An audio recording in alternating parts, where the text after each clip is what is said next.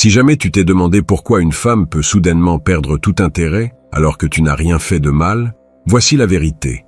Ce n'est ni ton physique, ni ton argent, ni ton statut. C'est ce que tu dis. Une seule confession erronée. Une vérité maudite.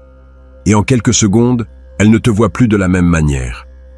Aujourd'hui, je vais te révéler les 5 choses que tu ne dois jamais dire à une femme. Parce qu'en les évitant, non seulement tu ne perdras pas son respect, mais tu maintiendras son désir pour toi à jamais. Alors mets un like à cette vidéo si ce genre de contenu te plaît. Aussi, je vous ai laissé un guide ultime dans les commentaires épinglés de cette vidéo, sur l'art de parler aux femmes. Dans ce guide, vous trouverez tout ce qu'il vous faut. Maintenant, passons à l'essentiel. Et l'essentiel, mon ami, commence avec le plus grand mensonge qu'on nous a vendu ces dernières années. Un mensonge qui paraît bon en théorie, mais qui dans la pratique est du poison pur pour l'attraction. On nous dit que pour connecter avec une femme, il faut être un livre ouvert, lui montrer tes blessures, tes doutes, ton côté vulnérable. C'est un piège très bien conçu, qui confond intimité et faiblesse. C'est pourquoi le premier secret, la pierre angulaire sur laquelle tout le reste se construit ou s'écroule, c'est celui-ci. Ne lui confesse jamais tes insécurités les plus profondes. Je sais ce que tu penses. Mais être honnête, c'est bien, non? Comment va-t-elle avoir confiance en moi si je ne lui montre pas qui je suis vraiment? Écoute-moi bien.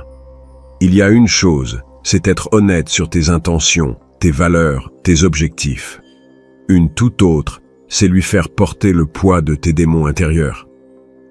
Quand tu dis à une femme des choses comme « j'ai une peur terrible de ne pas être à la hauteur » ou « parfois j'ai l'impression que tout ce que j'ai construit peut s'effondrer et je ne saurais pas quoi faire », tu ne crées pas une connexion. Tu sèmes un doute. À cet instant précis, elle peut te prendre dans ses bras, te consoler, te dire de belles paroles. Mais dans le fond de son esprit, dans cet endroit primal qu'elle ne contrôle pas avec la logique, tu viens d'allumer une alerte rouge. Tu lui as montré une fissure dans l'armure de l'homme qui est censé être son roc. Et cette image, une fois créée, est presque impossible à effacer.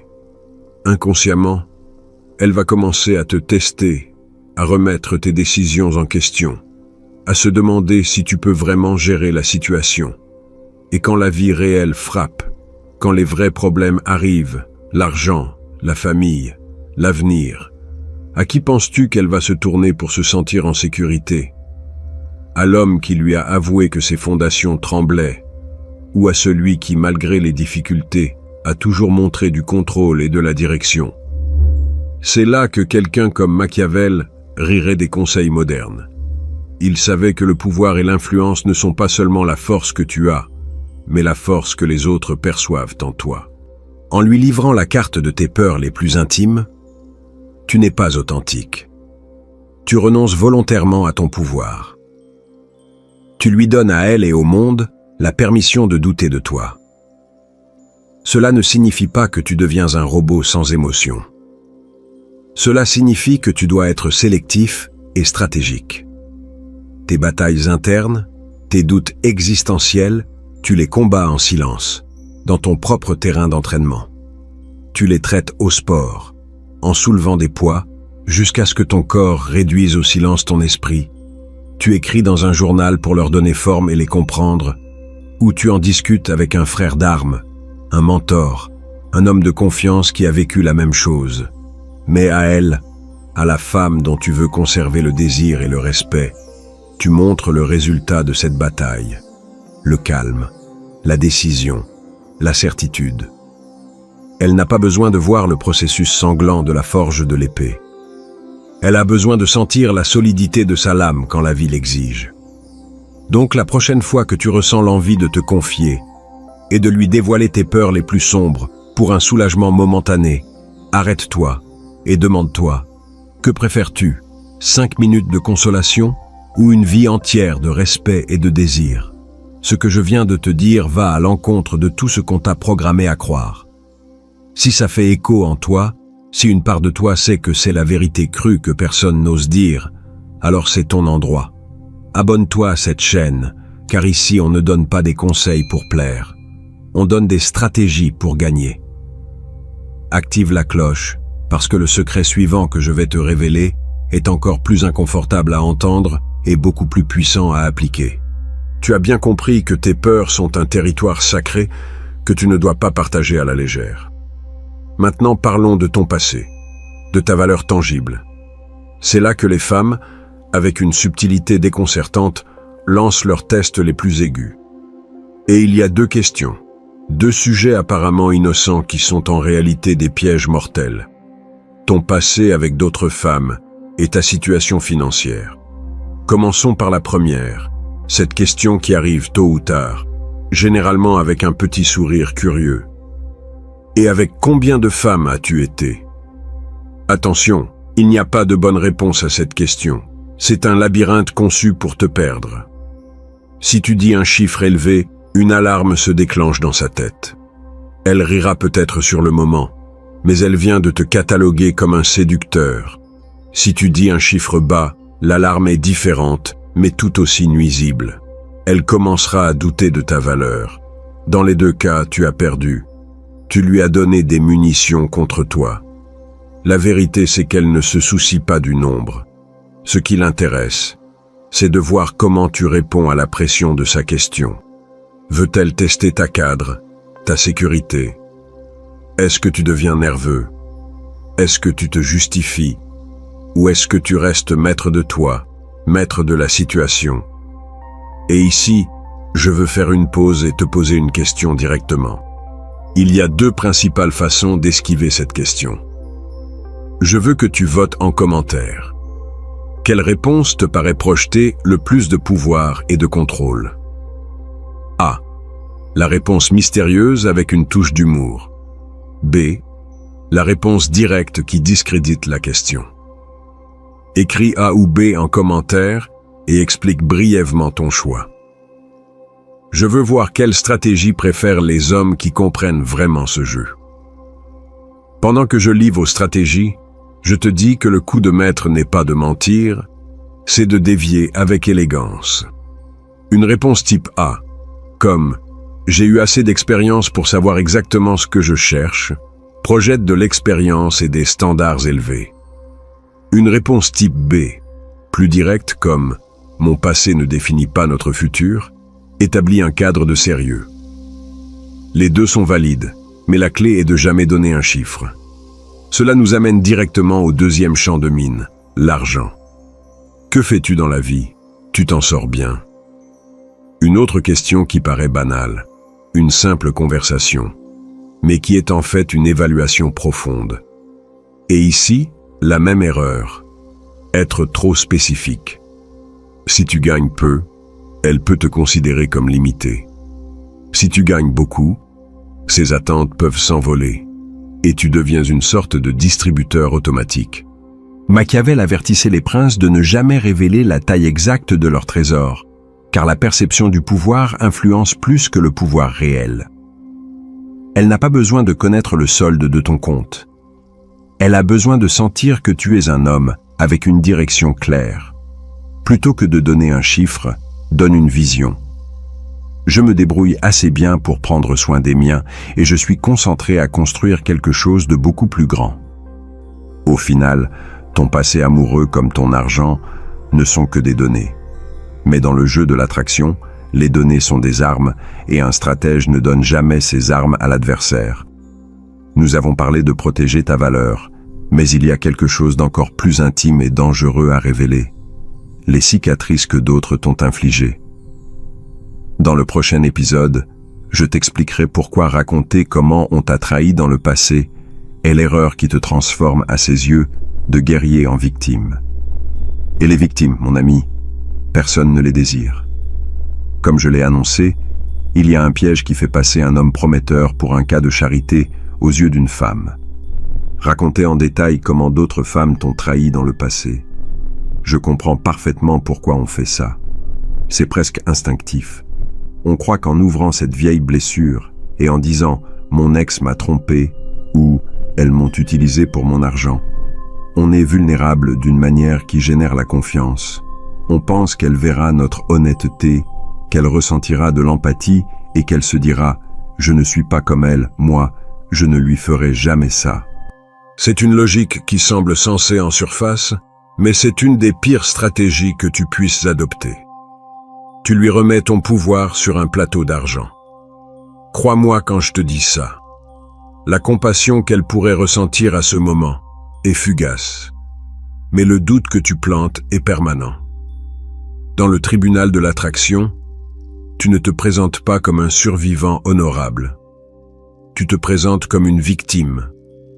Et dans le code génétique d'une femme, l'attirance pour la victimisation est pratiquement nulle. Au lieu de penser « pauvre gars, combien il a souffert », son subconscient, cette partie animale et brutalement honnête qui gouverne le désir, se demande « pourquoi l'ont-elles trahi ?» Si ces femmes ne l'ont pas respecté, si elles ne l'ont pas suffisamment apprécié pour lui être fidèles, qu'est-ce qu'elles ont vu que moi je ne vois pas encore? Y a-t-il en lui une faiblesse qui le rend facilement jetable? Elle ne te le dira pas en face, bien sûr. Elle te tapera gentiment dans le dos, mais la graine du mépris est déjà plantée. Tu as changé le cadre de la relation. Tu n'es plus le prix, l'homme solide qu'elle cherche à conquérir. Tu es devenu un projet de réparation. Et une femme peut aimer rénover une maison, mais elle ne veut pas devoir reconstruire son homme. Un stratège comme Machiavel ne conseillerait jamais à un prince de pleurnicher en public sur les conspirations qu'il a subies. Tu imagines un roi raconter à ses sujets comment ses généraux l'ont trahi? Il détruirait immédiatement le moral et la perception de son pouvoir. Au contraire, le prince malin apprend en silence de la trahison, renforce ses défenses, élimine les menaces sans faire d'histoire et projette une image encore plus inexpugnable qu'avant. Il transforme la blessure en leçon de pouvoir, pas en anecdote pour susciter la pitié. Ton passé est exactement pareil.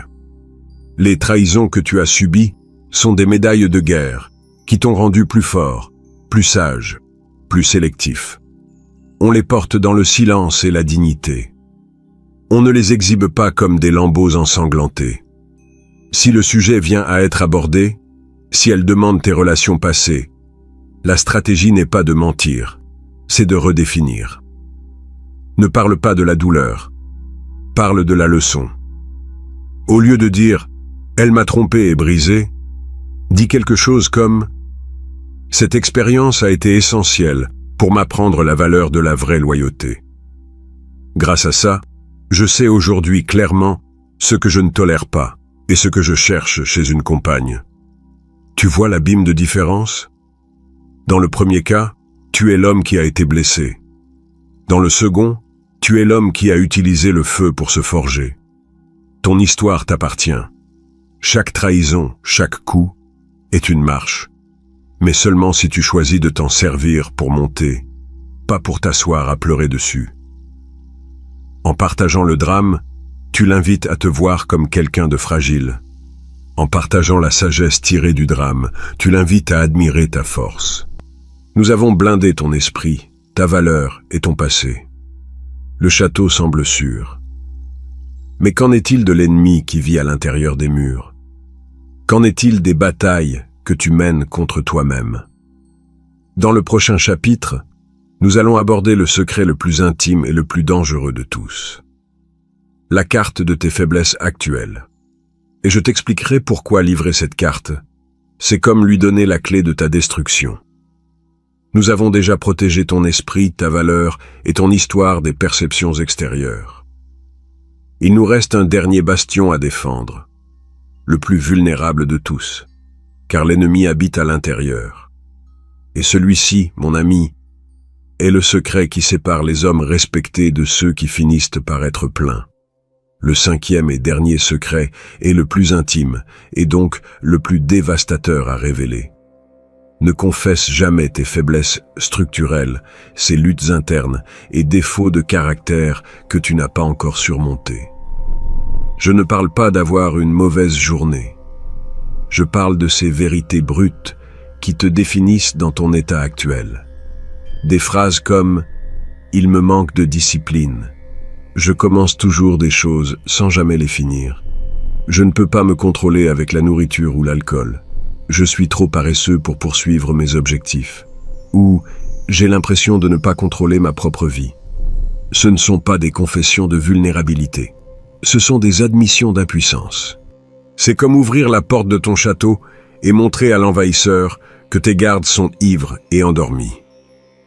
L'envie de partager ça vient d'un lieu compréhensible. Tu cherches l'absolution. Tu veux qu'elle te dise « Ne t'inquiète pas, je t'aime comme tu es ».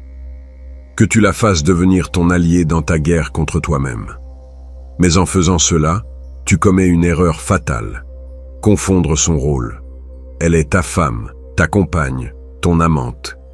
Elle n'est pas ta thérapeute, ni ton coach, et certainement pas ta mère. Au moment précis où tu lui livres la carte de tes failles non résolues, la dynamique de pouvoir implose. Elle pourrait instinctivement, pour te protéger, prendre un rôle de soignante. Elle commencera à t'aider, à te surveiller, à te demander si tu es allé à la salle de sport, si tu as contrôlé tes dépenses. Et même si ses intentions sont bonnes, tu viens d'assassiner la polarité sexuelle. Tu as cessé d'être l'homme qui la guide et la protège pour devenir un projet, un enfant de plus à diriger. Et sois brutalement honnête avec toi-même. Une femme peut ressentir un amour profond pour son fils, mais elle ne ressentira jamais de désir sexuel pour lui. Le désir exige de l'admiration, et il est impossible d'admirer un homme qui n'est pas maître de lui-même. La philosophie d'un stratège comme Machiavel repose sur un principe fondamental.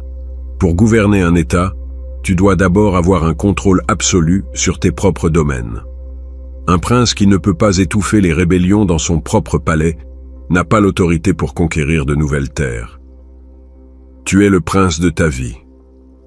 Tes faiblesses, tes addictions, ton indiscipline, ce sont tes rébellions internes. Ton devoir n'est pas d'aller pleurer devant la reine à propos du chaos dans tes appartements.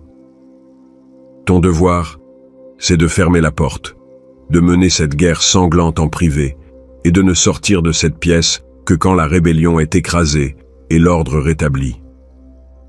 Le travail se fait dans l'ombre pour que les résultats brillent à la lumière. Tu ne dis pas « j'essaie d'arrêter de procrastiner ».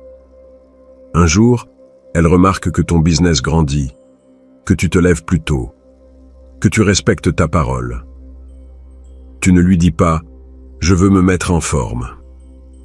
Simplement, au fil des mois, elle voit ton corps changer. Les actions sont le seul langage du véritable pouvoir. Le respect ne se demande pas. Il s'impose par l'exemple silencieux de la maîtrise de soi. Une cicatrice est une histoire de victoire. Une blessure ouverte est un signe de faiblesse actuelle. Apprends à faire la différence entre les deux. Tu peux lui raconter comment tu as surmonté une difficulté dans le passé, car cela fait partie des cicatrices. Mais jamais, jamais, ne lui montre la blessure qui saigne encore. Maintenant tu comprends. Ces 5 secrets ne sont pas là pour encourager le mensonge ou la fausseté. Ils concernent la gestion stratégique du pouvoir, du mystère et du respect. Ils expliquent que la plus puissante attraction ne naît pas de la confession, mais de la maîtrise. Avec ce savoir, tu n'es plus un simple joueur du jeu.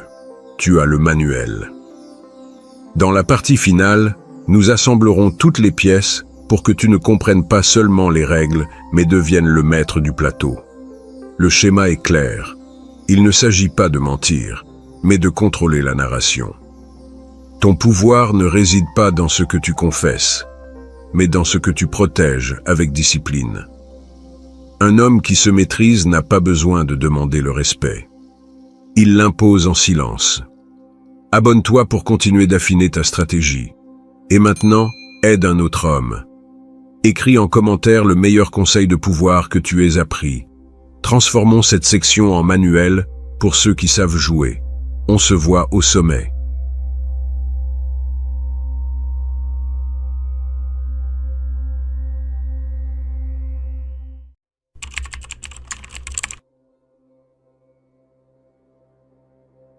Tu te demandes sûrement, alors, je dois devenir un idiot pour attirer les femmes? Non. Tu as simplement besoin de leur provoquer les mêmes émotions que les connards suscitent chez elles. Et même si ces types le font sans effort, toi, tu peux apprendre à le faire sans devenir un rustre. Dans cette vidéo, tu vas découvrir que ce qu'elles disent vouloir et ce qui les attire vraiment sont deux mondes totalement différents. Si tu es nouveau sur la chaîne, abonne-toi et reste jusqu'à la fin de la vidéo. En profite aussi pour liker, partager et apprécier le contenu. Prends un instant, respire profondément. Ce que tu es sur le point d'entendre va complètement changer ta manière de comprendre les femmes. Et je te préviens, une fois que tu auras vu cette réalité, tu ne pourras plus revenir en arrière. Es-tu prêt? Imagine ceci. Tu es à une soirée entre amis et tu vois ton pote Carlos, ce gars qui traite toujours mal les femmes, partir avec la fille la plus belle de la soirée. Pendant ce temps, toi, qui l'as traité avec respect toute la nuit, tu la regardes fondre pour quelqu'un qui ne lui a même pas adressé un regard direct jusqu'au bout. Tu ressens cette brûlure au ventre, n'est-ce pas? Cette sensation d'injustice qui te ronge de l'intérieur. Parce que tu sais que tu es un meilleur homme que lui. Tu sais qu'elle serait plus heureuse avec toi. Mais voilà la dure réalité. C'est lui qu'elle choisit, pas toi. Et tandis qu'elle te raconte ce type qu'elle a rencontré le week-end dernier, un gars arrivé en retard au rendez-vous, qui ne lui a presque pas prêté attention pendant la première heure, qui l'a contredite quand elle a donné son avis, un type qui clairement ne la valorise pas comme toi tu le fais. Et toi, tu te demandes, dans quel monde cela peut-il avoir du sens? Je vais te dire une vérité brutale. Tu joues avec les mauvaises règles, au mauvais jeu. Le problème, ce n'est pas que tu sois un bonhomme. Le problème, c'est que tu as transformé ta bonté en une stratégie de survie émotionnelle. Tu es tombé dans ce que j'appelle la logique de l'échange. Tu fonctionnes avec la croyance que si tu accumules assez de points de bon comportement, elle va automatiquement répondre à tes sentiments. Comme si l'amour était une transaction commerciale où tu déposes de la gentillesse et où elle te rend de la passion. Mais voici le point crucial qui va changer ta perspective pour toujours. Quand tu agis ainsi, tu ne transmets pas de la valeur, tu transmets un manque. Ta disponibilité constante hurle que tu n'as rien de plus important dans ta vie qu'elle. Ton besoin permanent de lui faire plaisir dit que tu as tellement peur de la perdre que tu es prêt à sacrifier ta propre personnalité. Tu sais ce que pensait Machiavel à ce sujet? Il disait qu'il vaut mieux être craint qu'aimé, parce que la peur naît du respect, tandis que l'amour naît du choix. Et quand tu deviens prévisible, sûr de toi, toujours disponible, tu supprimes le choix. Tu te transformes en canapé du salon, confortable, utile, mais invisible. L'homme qui conquiert n'est pas forcément une meilleure personne que toi, mais il comprend quelque chose de fondamental que tu as oublié. L'attraction ne naît pas de la logique, elle naît de la tension émotionnelle. Ce gars n'essaie pas de la convaincre de le choisir. Il vit sa vie avec une telle intensité qu'elle veut absolument faire partie de cette expérience. Pendant que toi, tu lui demandes ce qu'elle veut faire, lui a déjà décidé le plan.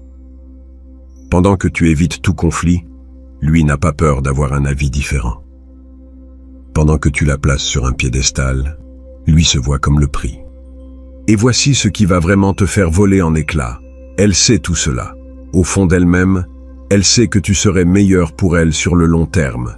Mais son cœur, son corps, ses instincts les plus profonds répondent à l'adrénaline, au défi, à l'incertitude que lui génère cet homme.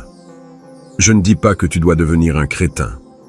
Je te dis de reprendre ton pouvoir personnel, de comprendre que quand tu n'as plus peur de la perdre, quand tu as une vie si intéressante qu'elle doit mériter une place dedans, quand tu te respectes suffisamment pour ne pas sacrifier tes principes pour son approbation, c'est là que tu deviens irrésistible.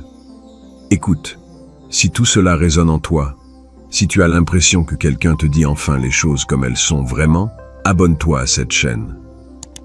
Parce que ce que je viens de te partager n'est que la partie visible de l'iceberg. Dans les prochaines minutes, je vais te révéler les 4 principes psychologiques exacts qui distingue les hommes qui séduisent des hommes qui supplient. T'es-tu déjà demandé pourquoi une femme peut pleurer à cause d'un type qui la traite comme de la merde, alors qu'elle ignore complètement l'homme qui donnerait tout pour la rendre heureuse? La réponse va détruire tout ce que tu croyais savoir sur l'amour.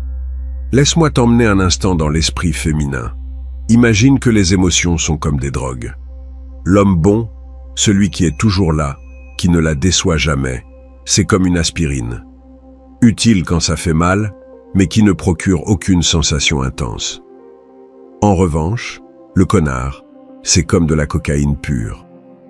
Addictif, dangereux, mais il génère des pics émotionnels qui la font se sentir plus vivante qu'elle ne l'a jamais été avec toi.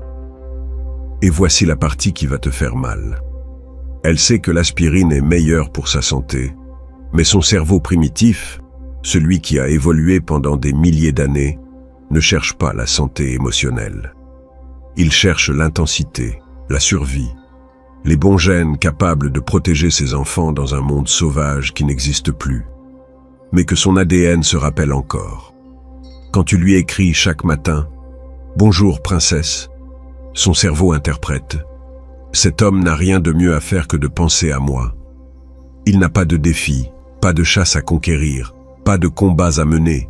Et ça, mon frère, ça n'active aucun récepteur d'attraction dans son système nerveux. » Mais quand Carlos, ce salaud, l'a fait attendre 2 heures avant d'apparaître comme si de rien n'était, sans même s'excuser, son cerveau primitif crie « Cet homme a des options.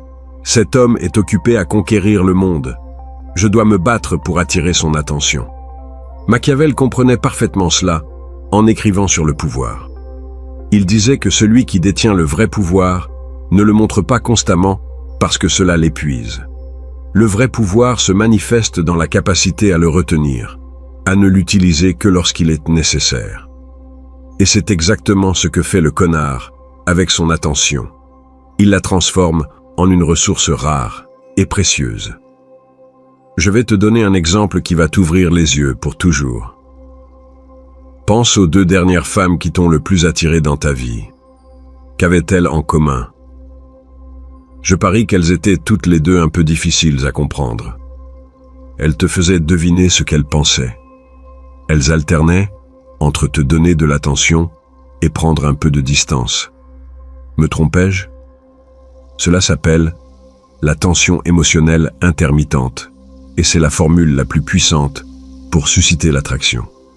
C'est comme un jeu de machine à sous. Tu ne sais pas quand la récompense va tomber, mais cette incertitude te pousse à jouer jusqu'au bout. L'homme bon élimine toute cette tension. C'est comme jouer aux cartes en posant toutes les cartes sur la table. Pas de mystère, pas d'émotion, rien à conquérir. Et les femmes, même si elles ne te le diront jamais ouvertement, ont besoin de sentir qu'elles conquièrent quelque chose de précieux, pas qu'elles reçoivent quelque chose de gratuit. Mais voilà la partie qui va te changer la vie. Tu n'as pas besoin de devenir un salaud pour créer cette tension. Tu dois seulement comprendre que ton attention, ton temps, ton énergie émotionnelle sont des ressources précieuses qui ne se donnent pas, mais se méritent. Quand elle t'écrit, ne réponds pas tout de suite, pas parce que tu es un imbécile, mais parce que tu as une vie intéressante à vivre. Quand elle te raconte quelque chose, ne sois pas toujours d'accord, et tes propres opinions, même si elles diffèrent. Quand elle essaie de te contrôler émotionnellement, avec des drames ou des manipulations, reste centré et ne te laisse pas entraîner. Tu te demandes sûrement comment faire tout cela sans paraître idiot. Cette question montre que tu commences à comprendre le véritable jeu. Parce qu'il y a 4 principes psychologiques précis qui distinguent les maîtres de la séduction des amateurs désespérés. Maintenant, place au concret. Ce que tu vas apprendre sont les 4 piliers qui soutiennent tout le pouvoir d'attraction masculine. Une fois ces principes maîtrisés, tu ne supplieras plus jamais aucune femme pour avoir son attention. Premier pilier, le défi comme arme de séduction. Écoute bien, les femmes ne tombent pas amoureuses des hommes qui les adorent, elles tombent amoureuses des hommes qu'elles adorent. Ça sonne cruel, peut-être. Est-ce vrai? Absolument. L'homme bon devient un admirateur constant. Que tu es belle. Tu es parfaite. Je ne peux pas croire ma chance. Et à chaque compliment bon marché, chaque louange imméritée, il détruit sa propre valeur dans son esprit. Le connard fait exactement le contraire.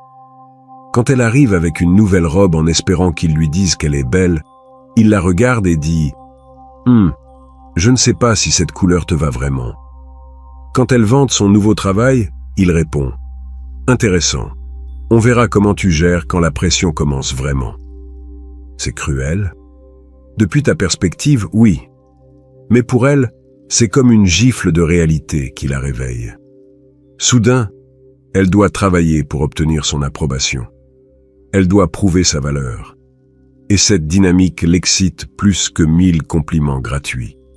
Ça ne veut pas dire que tu dois être un salaud. Ça signifie que tu dois être sélectif dans ta validation. Quand elle fait vraiment quelque chose d'impressionnant, reconnais-le. Mais ne donne pas ton approbation comme si c'était une évidence. Deuxième pilier, la rareté qui génère le désir. Voici la plus grosse erreur des hommes bons. Ils deviennent trop disponibles. Ils répondent aux messages instantanément, annulent leurs plans pour elle, sont prêts à la voir à n'importe quel moment. Tu sais ce que ça communique? Que tu n'as rien de plus important dans ta vie. Quelle est ta seule source de divertissement, de compagnie, de validation émotionnelle? Et ça, mon frère, c'est le moins attirant qui existe. Le gars qui la conquiert agit en homme d'abondance. Quand elle lui écrit, il répond peut-être au bout de 2 heures, peut-être le lendemain. Pas parce qu'il joue, mais parce qu'il était vraiment occupé à construire son empire. Quand elle veut le voir samedi soir, il dit « Je ne peux pas, j'ai déjà un plan. Que dirais-tu de mercredi ?» Et voilà ce qui est brillant. Chaque fois qu'il n'est pas disponible, elle valorise davantage le temps qu'elle peut passer avec lui. C'est de la psychologie basique.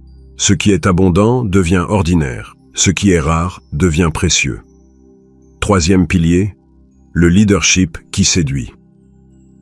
Les femmes modernes ont été conditionnées à dire qu'elles veulent l'égalité en tout. Mais quand vient le moment de l'attraction sexuelle, leur cerveau primitif cherche un homme capable de diriger, de prendre des décisions, d'avoir un plan. L'homme bon abdique cette responsabilité. Où veux-tu aller dîner? Quel film veux-tu voir? Qu'aimerais-tu faire aujourd'hui? Ça semble attentionné, mais en réalité, il transfère tout le poids mental à elle. Le leader décide « Allons dans ce restaurant italien au centre-ville. J'ai envie de voir ce thriller qui vient de sortir. Aujourd'hui, on va se balader dans le parc et ensuite, je te cuisine un truc. » Ce n'est pas qu'il ignore ses préférences, mais il prend l'initiative. Machiavel savait que le vrai leadership ne se demande pas, il s'impose.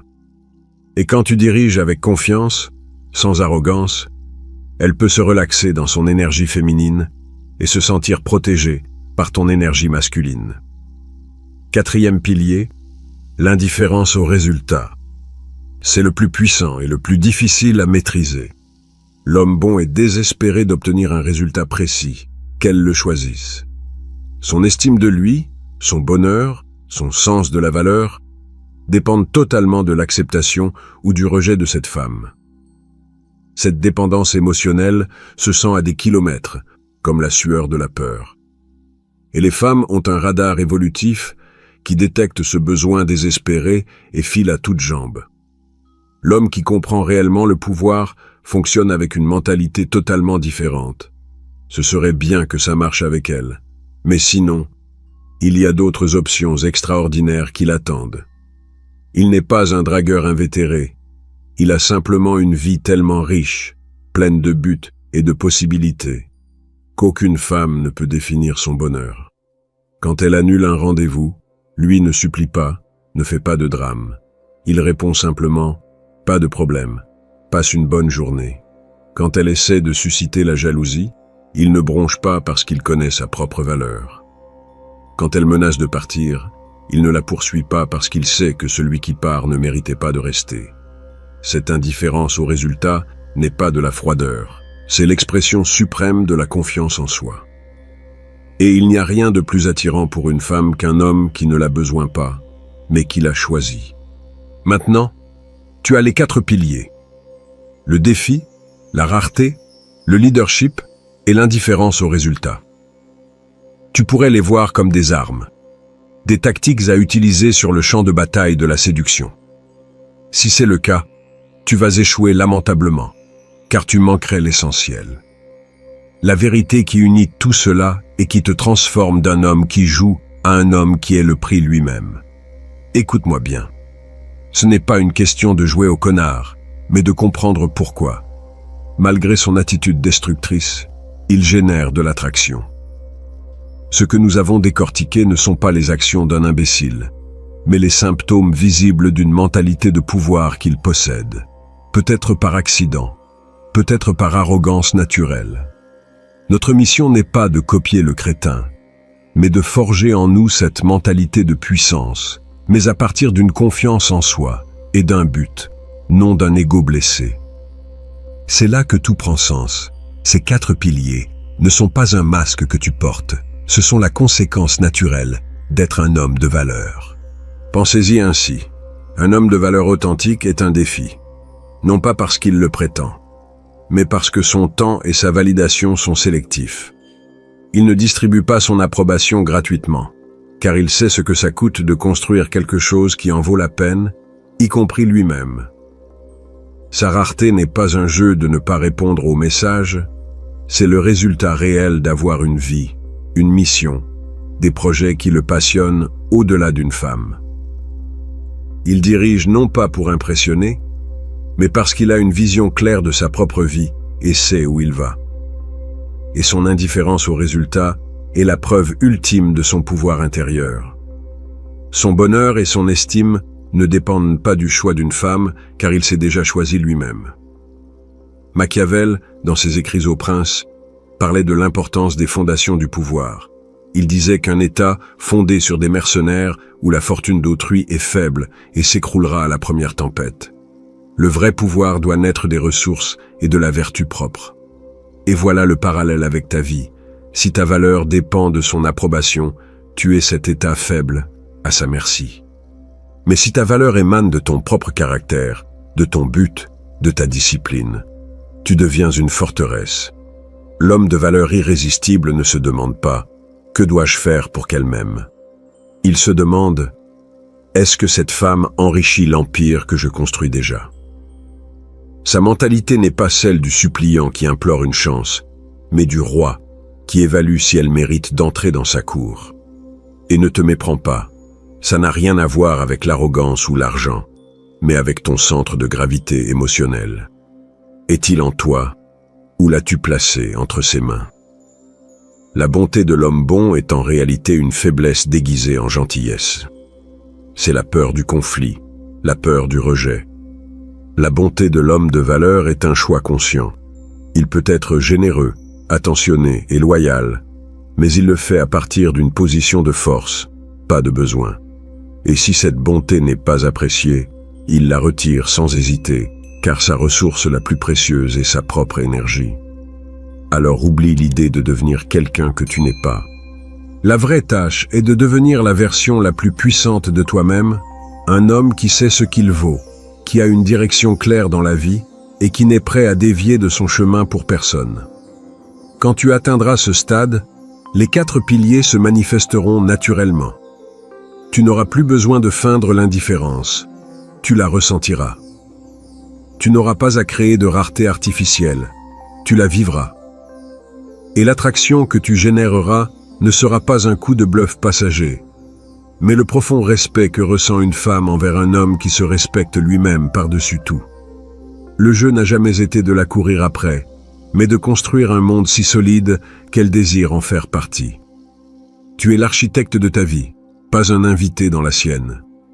Si cette vidéo t'a ouvert les yeux, abonne-toi, car nous ne faisons que gratter la surface. Maintenant, c'est à toi. Laisse dans les commentaires un conseil authentique, quelque chose que tu as appris à la dure et qui pourrait aider un autre homme sur ce chemin. Construisons ce savoir ensemble.